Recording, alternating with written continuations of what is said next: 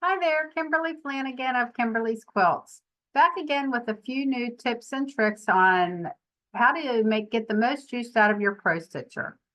How many of you guys utilize your stitch stats or even knew that that was an option?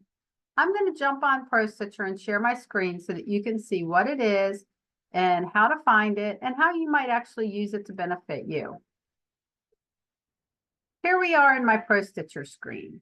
The first thing I want you to realize is where you can find your stitch stats. If you go all the way over here to the right of the screen and you'll see this little wheel icon right here, the activated in green, and then you were to look at your screen, you'll see that in your ribbons that you will find one of the second to the last icon is stitch stats. Right now, it tells you have 0 stitch, it'll take you 0 seconds and 0 inches of thread. That's because I have no design in here. But let's go into our file design and let's just open up a basic design. And how about our fun balloons here? Now, when I go back, I can close out my stitch stats. Now, when I go back and I look at my stitch stats, you will see that it has 355 stitches.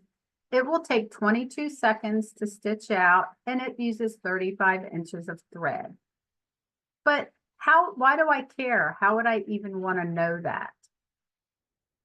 How I use that is, if I've come in here and let's just quickly repeat this design, and let's pretend that we've set up an edge to edge and we're going to stitch this out. We've got 11 horizontal, and let's put similar, and then let's come over here. We're not going to worry about wrapping and all of that. This is just for showing about stitch stats.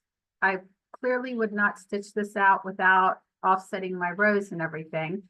But if I'm quilting this for a customer, say, and I want to come over here and I want to know how long it's going to take to stitch this out, this quilt is going to take 36 minutes and 1 second of stitch time. This is a relatively small layout, so maybe a baby quilt, maybe a lap quilt, maybe a wall hanging. But this is not going to take us that long. We know that it's 35,178 stitches, and we know that it's going to take 3,517 inches of thread. I, on my Infinity, know how much thread I have on each of my bobbins. I'm actually a fan of pre-wound bobbins, so I know how much thread is consistently, give or take a couple inches on each one of those pre-wound bobbins. So by knowing that, I can then calculate how many bobbins I'm going to use. I can be prepared before I ever stitch this out if I'm winding my own bobbins with how many bobbins I might need. If you're roughly getting 4,000 inches of stitching per bobbin, which I don't know what you get, that's your own personal machine and how you wind your own bobbins, I would know that that's 1 bobbin.